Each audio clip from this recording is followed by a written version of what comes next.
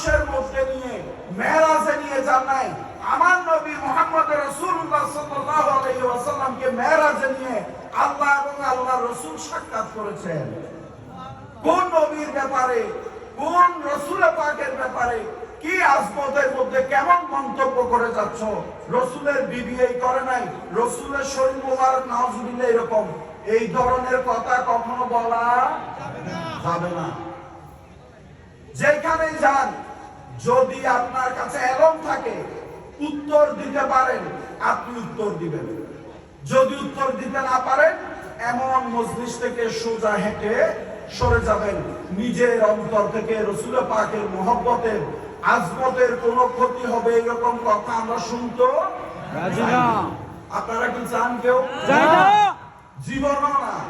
আমরা তো চাই না নয়, বরং আমাদের গলায় চুরি চালানো, আল্লাহর কসম করে বলছি, মুহাম্মদ রাসূলুল্লাহর বিরুদ্ধে আমাদের মুখ দিয়ে একটা কথা বের করতে পারবে না। নারে তাকবীর, আল্লাহু আকবার, নারে রিসালাত, ইয়া রাসূলুল্লাহ, নারে তাওসিয়া, ইয়া রাসূল, পবিত্র জশ্নে ঈদে মিলাদুন নবী, দরবারে বারিয়া শরীফ, খানকায়ে দরবারে বারিয়া শরীফ, শাহজাদা দরবারে বারিয়া শরীফ। যদি আজকের এই মজলিস, এখানে অনেক লক্ষ লক্ষ টাকা খরচ হয়েছে না? হয়েছে। যদি এই টাকাগুলো মর্তুজা কাকা মনে করেন উনি রেখে দিত, আপনারা কেউ কিছু বলতে পারতেন না। উনি এই মাহফিল করার উদ্দেশ্য হলো যে আমি যেই রকম আমার প্রিয় মুর্শিদ আল্লাহ রসুলের প্রেমিক সৈয়দ আব্দুল বারী বাবাজান কেবলা যেভাবে আমার রসুলকে চিনেছে, অন্তত চাঁদপুরের মধ্যে এই মাহফিলের উসিলায় আপনারাও যেন ওই রসুলকে চিনতে পারেন, সেই জন্য মাহফিল। বর্তমানে যে জমানা আসছে, গিভ এন্ড টেক এর জমানা। দিলে তারপর একটা না একটা রেস বদল হয়, অর্থাৎ টাকা দিলে মাল দিবে, মালামাল না দিবে যতক্ষণ টাকা দিবেন। ঠিক কিনা? আমরা বাঙালি লাভে লোহা আলগায়, অলাভে ফোলাও আলগায় না। তো এইরকম দিনী খেদমত এগুলা করার একটাই উদ্দেশ্য, যে রসুলের প্রেমিক হওয়ার জন্য আল্লাহ ওয়ালার সোহবতে বসে ওই আল্লাহ ওয়ালাগণের যখন কথা শুনবেন, রসুলের মনের মধ্যে আপনার প্রেম ধারণ হবে, তখন আপনি নবী প্রেমিক হিসাবে গণ্য হবেন। হযরত বিলাল রাদিয়াল্লাহু তাআলা, আমি রসুলের প্রেমিকের অবস্থা বলছি আপনাদেরকে। আল্লাহ রাসূল সাল্লাল্লাহু আলাইহি ওয়াসাল্লাম ইন্তেকাল করার পর হযরত বিলাল রাদিয়াল্লাহু তাআলা উনি মদিনা শরীফ থেকে বাইরে চলে যায়। ইন্তেকালের রসুলের প্রায় 6 মাস থেকে 1 বছরের মধ্যে আমার রসুল ওনাকে স্বপ্নে দেখান যে বিলাল, তুমি কি আমি রসুলকে দেখতে মন চায় না? বলেন না সুবহানাল্লাহ। তখন হযরত বিলাল রাদিয়াল্লাহু তাআলা ঘোড়া নিয়ে ওই ঘুম থেকে উঠে সাথে সাথে মদিনা মুনাওয়ারার দিকে রওনা করলেন। মদিনা মুনাওয়ারা এসে রসুলের রওজায়ে আকদাসের উপর পড়ে কান্না করছেন। রসুলের রওজা শরীফের উপর পড়ে কান্না করছেন। পাশে হুজরাখানায় হযরত ইমাম হাসান এবং হুসাইন রাদিয়াল্লাহু তাআলা বলছেন, কে আমার নানা জানের এখানে কান্না করছে? তখন এসে দেখলেন হযরত বিলাল রাদিয়াল্লাহু তাআলা কান্না করছেন। ইমাম হাসান এবং হুসাইন রাদিয়াল্লাহু তাআলা ওনারা হলেন এক একজন রসুলের উপরের অংশ, আরেকজন হলো রসুলের শরীরের বদন মোবারকের নিচের অংশ। হুবহু ইমাম হাসান এবং হুসাইন রাদিয়াল্লাহু আনহুর সাথে মিল আছে। যখন কান্না করছেন, হযরত আবু বকর সিদ্দিক ইমাম হাসান এবং হুসাইন রাদিয়াল্লাহু তাআলা আনহুকে বললেন, আপনারা একটু বলুন যে আজকে মদিনাতুল মুনাওয়ারায় হযরত বিলাল রাদিয়াল্লাহু তাআলা আনহুকে আযান দেওয়ার জন্য। কারণ রাসূল চলে যাওয়ার পর অনেক দিন হযরত বিলাল রাদিয়াল্লাহু তাআলা আনহুর আযান ওনারা শুনতে পাচ্ছেন না। আর উনি তো ওই বিলাল যার আযান শোনার জন্য প্রথম আসমানে ফেরেশতা কুল চলে আসে। তাহলে এটা আমার আপনার আযানের মতো। আর রাসূলের মতো হওয়া তো দূরের কথা, হযরত বিলালের কাছাকাছিও তো যাইতে পারবে না।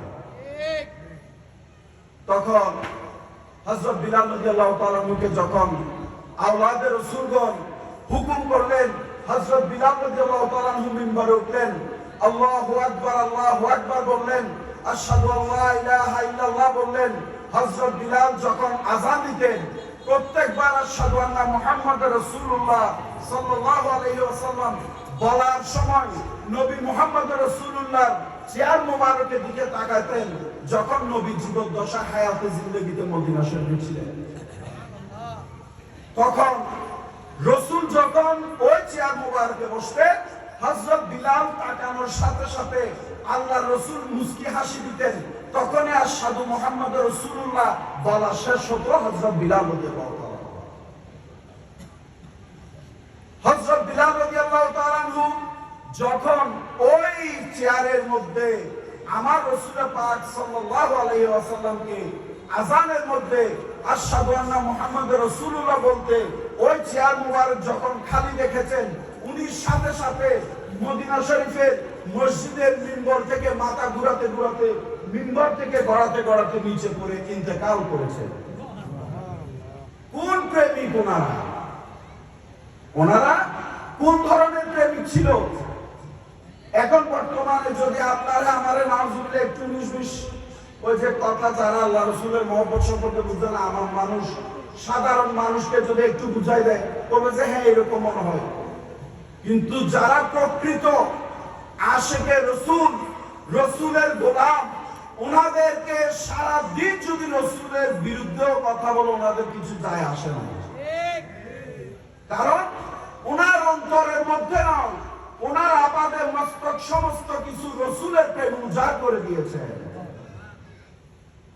সাহাবায়ে কেরামগণ যখন শরীয়তের মধ্যে একটা জিনিস বলি, যদি রক্ত, কারো রক্ত কেউ খাইতে পারে?